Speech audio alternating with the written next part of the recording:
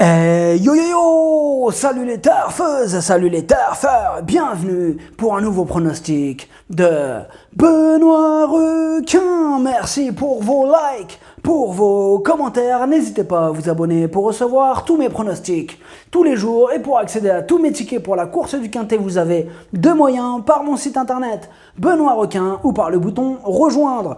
Ok, place au pronostic du Quintet du dimanche 3 octobre, direction Paris-Longchamp pour le prix de l'Arc de Triomphe. Plat, 2400 mètres, 14 partants car le 5 est non partant. Réunion 1, course 4. Indice de confiance 2 sur 5. Il va y avoir du spectacle, un quintet de gala estampillé groupe 1 et on va voir ça ensemble. Petit retour sur le quintet du samedi 2 octobre. Dans mon pronostic, je vous ai donné le couplet gagnant, le tiercé dans l'ordre, le quartet en 6 chevaux et le quintet en 6 chevaux. Ça fait plaisir. Et pour les membres de mon site internet Benoît Requin et les membres Yo-Yo Total VIP, ce samedi on a 2 tickets tiercé ordre qui sont passés qui font 246 €. Ce mois d'octobre, il monte à 1260 € de gain. Et au total, on a atteint la somme de 164 466 € de gain depuis octobre 2020. Vous avez deux moyens pour récupérer mes tickets pour la course du Quintet, par mon site internet Benoît Requin ou par le niveau Yo-Yo Total VIP en passant par le bouton rejoindre. Et je vous ai mis le lien de mon site internet directement dans mon commentaire épinglé. Ok, c'est parti, on commence le pronostic et on commence avec le numéro 1, Torquator Tasso. Et on écoute Marcel Weiss. Torquator Tasso reste sur une victoire dans le Grosser Preis van Braden. Dimanche, il retrouvera René Pichulek, qui l'avait piloté à cette occasion. Ce sera la première participation à l'Arc du Jockey. Une donnée qui ne m'inquiète pas. Cette édition de l'Arc est très relevée, mais en restant réaliste, il peut viser la 3e ou 4e place. Alors ce que j'en pense de ce numéro 1, Torquator Tasso. Il reste certes sur une victoire, mais face à une opposition moins relevée, ce dimanche, sa tâche s'annonce compliquée. Le numéro 2, Deep Bond. On écoute Ruiju Okubo. Deep Bond a très bien récupéré après le foil, il n'a vraiment eu que 2 semaines de préparation en vue de l'Arc. C'est très rare de courir 2 courses sur 2400 mètres à 3 semaines d'intervalle au Japon, mais tout va bien, je pense qu'il fera une bonne performance, le terrain sera probablement plus pénible, il va s'adapter.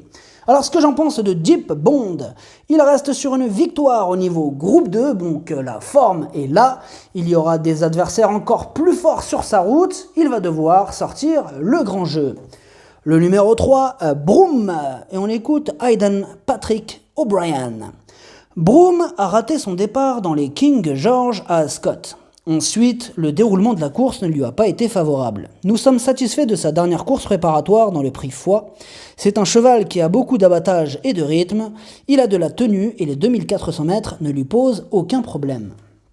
Alors ce que j'en pense de Broom, il donne toujours son maximum en compétition, il est régulier, il y a quelques chevaux qui lui barrent la route des premières places, mais c'est une surprise possible. Le numéro 4, Tarnawa. On écoute Dermo Cawild. Tarnawa est en excellente forme. Certes, ses Champion Stake ne sont pas déroulés comme espéré, mais nous avons quand même atteint notre objectif dans la mesure où il fallait un bon travail à la jument après sa rentrée. Je n'ai pas le moindre doute que cette sortie l'a réveillée et qu'elle sera au top de sa forme pour l'Arc. Alors ce que j'en pense de Tarnawa, elle est pétrie de qualité, elle va encore le démontrer ce dimanche, elle a une belle carte à jouer. Le numéro 5 est non partant. Le numéro 6, Arabia. Et on écoute Hayden Patrick O'Brien. Non, ça c'était l'entraîneur du 5 qui est non partant. On écoute Jean-Claude Rouget. Arabia est revenu à l'entraînement à l'âge de 4 ans pour disputer cette épreuve, notamment au vu de sa bonne course, 5e place dans l'Arc l'an passé. Ce jour-là, elle avait tracé une belle ligne droite, ses derniers galops ont été probants, on va jouer la carte de la fraîcheur face à des adversaires qui peuvent s'avérer pour certains fatigués. Alors ce que j'en pense de Arabia, elle est arrivée 5e de cet événement l'année dernière et elle va tenter d'améliorer son classement cette année. Le numéro 7, Chrono Genesis. On écoute Takashi Saito. Chronogenesis est très bien étant dans la même forme qu'elle peut être au Japon avant une course. Le terrain ne m'inquiète pas, elle s'adapte à tout et est très courageuse. Certes, il y a de l'opposition, mais elle va se présenter à 100% de sa forme dimanche. Son jockey fera en sorte que cela se passe le mieux possible ensuite. Alors ce que j'en pense de Chronogenesis, elle adore les terrains souples, elle arrache tout au Japon, notamment ses victoires de groupe 1, elle peut faire mal. Le numéro 8, Mojo Star. Et on écoute Richard Hannon. Mojo Star avait une belle course à disputer à Ascot vendredi qu'il aurait probablement gagné. Mais son propriétaire adore les challenges. Le cheval était à 150 contre 1 dans le derby d'Epsom. Il a pourtant réalisé une superbe performance en prenant la deuxième place derrière Adayar. Il a ensuite confirmé « Un éventuel net assouplissement ne m'inquiète pas ». Alors ce que j'en pense de Mojo Star, il a la pêche, il a prouvé qu'il pouvait rivaliser face aux meilleurs. Le parcours fera la différence, mais il va défendre chèrement ses chances. Le numéro 9, Baby Rider. On écoute Pascal Barry. Baby Rider s'est bien comporté dernièrement. Le poulain a très bien récupéré et aborde l'arc dans de bonnes dispositions. Il a gagné en condition sur sa dernière sortie.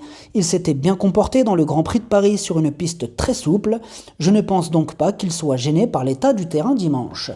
Ce que j'en pense de Baby Rider, il a montré ses limites au niveau qui nous intéresse et dans ce quintet de gala, il n'aura donc pas le droit à l'erreur.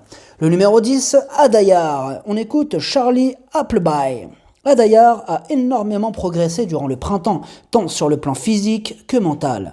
On a eu un contretemps avec lui, il a manqué 2 galops.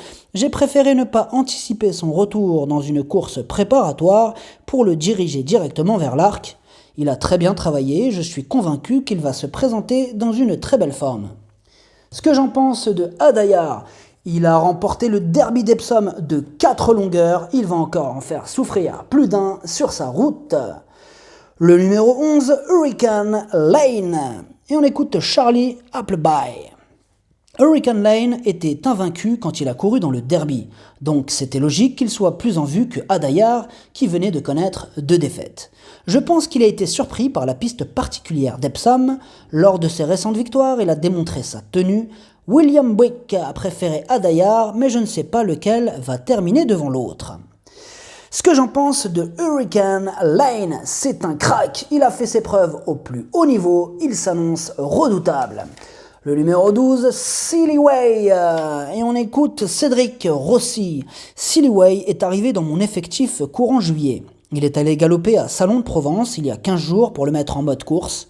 Avant l'arc, j'ai été très satisfait de son galop. Il a montré beaucoup de classe en compétition et à l'entraînement il est extra, à lui de jouer. Ce que j'en pense de Silly Way, on ne l'a pas revu depuis sa 2e place au mois de juin dans le prix du Jockey Club, à plus de 53 contre 1. Là, il sera rallongé pour l'occasion, on doit lui accorder une note de méfiance. Le numéro 13, Allen Kerr. Et on écoute William Agas. Allen Kerr ne sera qu'un outsider, mais il mérite de s'y aligner car c'est un bon cheval. C'est un vrai cheval de 2400 mètres, son rating de 115 est peut-être en dessous des standards, mais il a déjà battu Adayar, alors certes, celui-ci a beaucoup progressé depuis, mais qui sait ce qui peut se passer dimanche. Ce que j'en pense de Allen Kerr, c'est un véritable modèle de régularité, il fait absolument toutes ses courses, mais il va devoir compter sur un parcours sur mesure, c'est une surprise possible. Le numéro 14, Bubble Gift. On écoute Michael Delzangle. Bubble Gift a très bien récupéré du prix Foix dans lequel il s'est imposé courageusement. Il a même progressé sur cette tentative.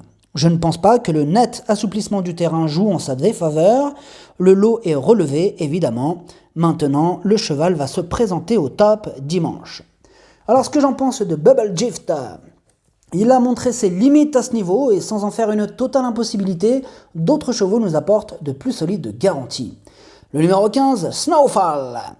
On écoute Hayden Patrick O'Brien. Snowfall a bien couru dans le prix Vermeil. Comme pour Love, je préfère être battu dans la course préparatoire que lors du véritable objectif. Les temps partiels dans la phase finale étaient bons, elle est très bien rentrée et a très bien travaillé depuis. Contrairement à Love, Snowfall peut courir dans tous les terrains. Alors, ce que j'en pense de Snowfall avant sa deuxième place, il restait sur 4 victoires consécutives, il est polyvalent et il est incontournable. Le pronostic, ça donne 10, 11, 4, 15, 7, 6, 8, 13, cheval de complément le 12, si jamais il y a un autre nom partant, et ça peut arriver, le 3. Merci d'avoir suivi cette vidéo, n'hésitez pas à vous abonner pour recevoir tous mes pronostics tous les jours, et pour accéder à tous mes tickets pour la course du Quintet, vous pouvez passer par mon site internet Benoît Requin, ou par le bouton rejoindre sur le niveau Yo-Yo Total VIP, à jouer avec modération. Bonne chance, chopez-le moi, ciao.